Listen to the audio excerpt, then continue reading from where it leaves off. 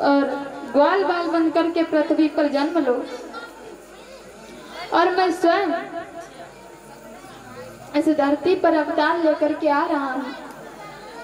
अब इधर हुआ ऐसा, सभी देवता जो थे ग्वाल बाल बन करके जन्म लेने लगे हैं पृथ्वी पर। सभी एक एक करके जन्म लेने लगे।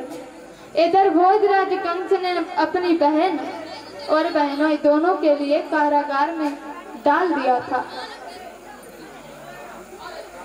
तो मेरे भागवत प्रेमी, देवकी ने पहला गर्भ धारण किया। देवकी ने पहला गर्भ धारण किया और जब पहला गर्भ धारण किया है तो एकदम से देवकी अपने पुत्र को गोद में लिए हुए है। वसुदेव जी कहने लगे हैं, क्या हुआ माता बहन? इधर हुआ ऐसा, वसुदेव कहने लगे हैं, देवी इस बच्चे के लिए आप मुझे दे दो। क्यों? क्योंकि ये भोजराज कंस का भोजन है। भोजराज कंस से मैंने वादा किया था, इस पुत्र को मुझे दे दो, हम भोजराज कंस को देकर आएंगे। तो उसी समय देवकी अपने पुत्र को गोद में लेकर के रोने लगी है। रोते हुए बोली, ले बेटा गोद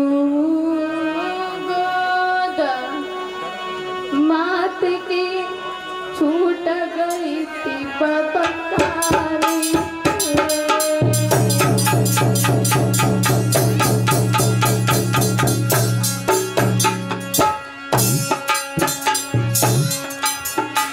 आज माँ अपने बेटे को गोद में लेकर के रोने लगी है।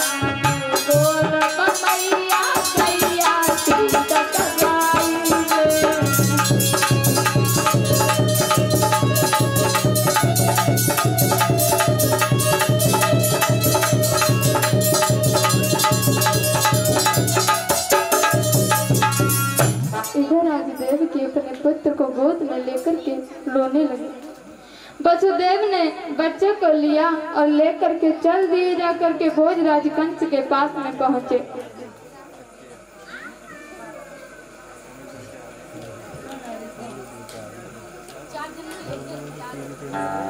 जाकर के भोजराज कंस के पास में पहुंचे और उस बच्चे के लिए भोजराज कंस की गोद में दिया और कहा, बोले ये हमारी पहली संतान है। जब भोजराज कंस ने उस बच्चे को देखा तो एकदम से उसे पुचकार लिया और हंस करके कहने लगे हैं, बोले भोजराज कंस, बड़े नादान हो तुम वसुदेव। बोले, अरे ये तो हमारी बहन की पहली संतान है और ये हमारी काल थोड़ी ना है। हमारी मृत्यु तो हमारी बहन की 8वीं संतान है, तो हम इसे बिन मतलब में काहे को मारे। आप इस बच्चे के लिए ले जाइए। जो ये बात सुनी तो वसुदेव ने अपने बच्चे को छाती से लगा लिया।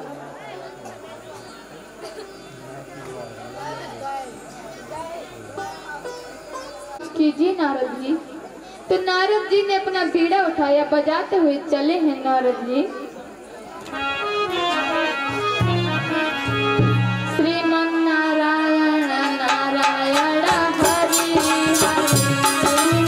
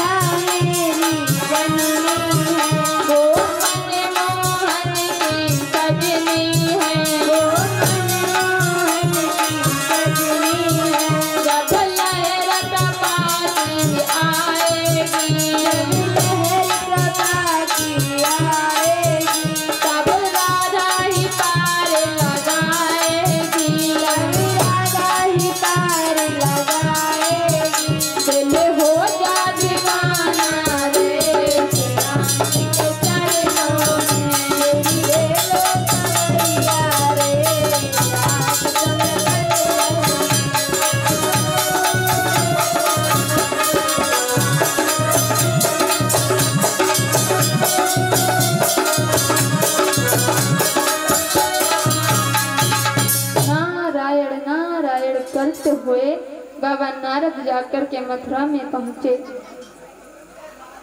भोजराज कंस के पास में भोजराज कंस ने आता हुआ देखा, सुंदर सा आसन डाल करके बैठा लिया। कहा आइए बाबा नारद आइए। बाबा नारद कहने लगे क्या बात है भोजराज कंस, बड़े खुश दिख रहे हो, क्या बात है? बोले नारद जी खुशी की बात है, आज हमारी बहन ने और अपनी पहली संतान को जन्म दिया है। जो ये बात सुनी बाबा नारद कहने लगे अरे पागल हो क्या भोजराज कंस? बोले क्यों? बोले अरे आपको तो पता है ना कि आकाशवाणी हुई थी कि देवकी की संतान आपका काल है, आपके मृत्यु है और आप खुश हो रहे हैं। भोजराज कंस कहने लगे हैं लेकिन नारद जी हमारी मृत्यु तो हमारी बहन की 8वीं संतान है, ये तो पहली संतान है, तो इसे हम बिन मतलब में काहे को मारे? बाबा नारद हंसने लगे। बोले भोजराज कंस पागल हो क्या? बोले सुनो, 8वीं संतान कोई सी भी हो सकती है, 8वीं संतान कोई सी हो सकती। बोले कैसे? बोले देखो अब ये हैं, गिनिए 1 2 3 4 5 6 7 8 ये हो गई। अब इधर से गिनिए 1 2 3 4 5 6 7 8 अब ये हो गई। इस तरह से 8वीं संतान कोई सी भी हो सकती, हो सकता है ये पहली संतान है, ये 8वीं संतान है, आपको क्या पता? बोले क्या ऐसी बात है? बोले हाँ बिल्कुल। उसी समय उठे कंस भोजराज कंस जाकर के पहुंचे देवकी के पास में। देवकी अपने पुत्र को दूध पिला रही थी, एकदम से पुत्र के लिए खींचा और जा करके पत्थर में जोर से मार दिया। जो मारा है मेरे भगवत प्रेम में, उस बच्चे के प्राण गिरते ही गिरते निकल गए। भोजराज कंस अपने पैरों को पटकते हुए वहां से चले गए। देवकी अपने बच्चे की लाश पर थपक थपक कर रोने लगी है।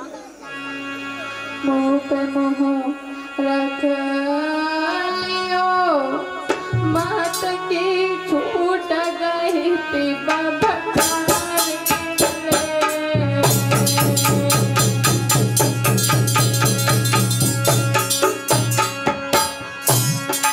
आज माँ अपने पुत्र की लाश पर थपक थपक कर रोने लगी है।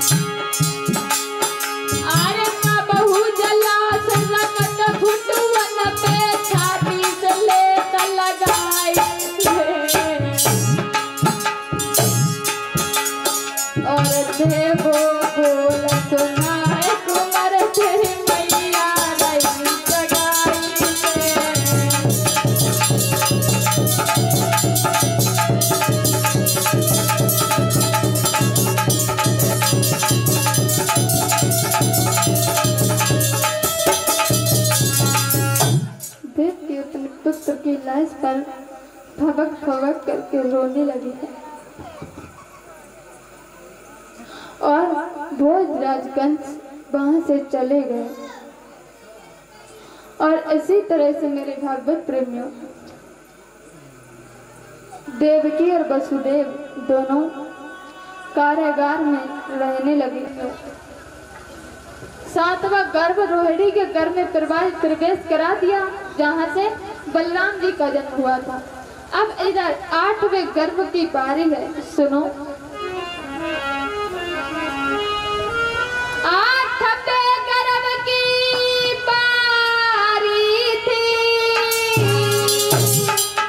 और कंस के यहाँ तैयारी थी।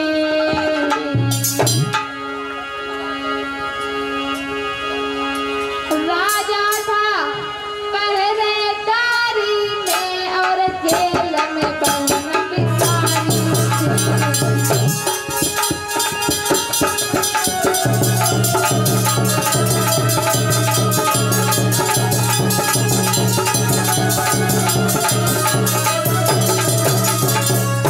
आठवें गर्भ की बारी है, सुनो।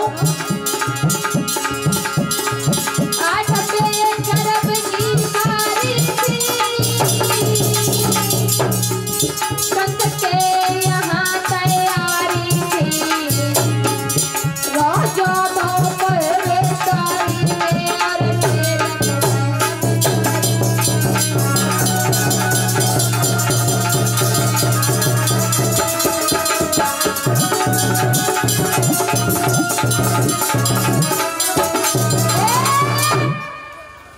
इधर 8वें गर्भ की बारी है। भादव का महीना है और सुनो, उधर सभी 33 कोटि देवी देवता जो हैं सभी और फूलों के हार लेकर के चल दिए हैं और भगवान का इंतजार कर रहे हैं, सुनो।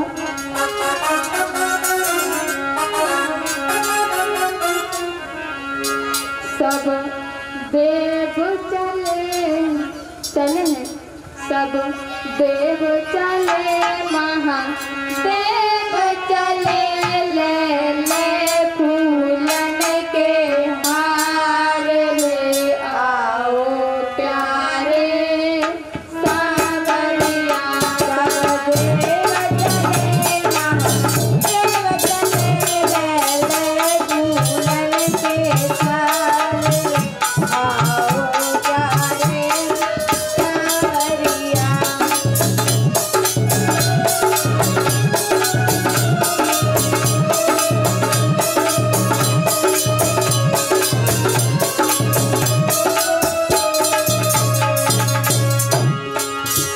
सब देव चले, महादेव चले, ले ले फूलन के हार ले आओ प्यारे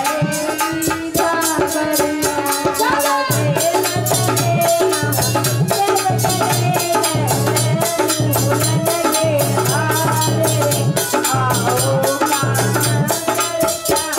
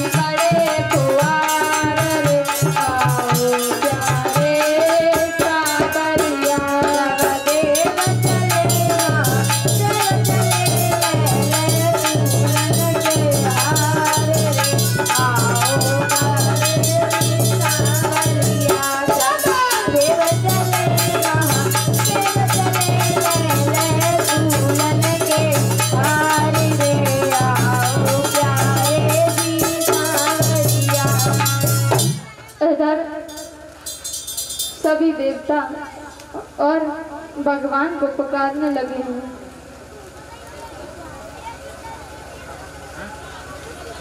परम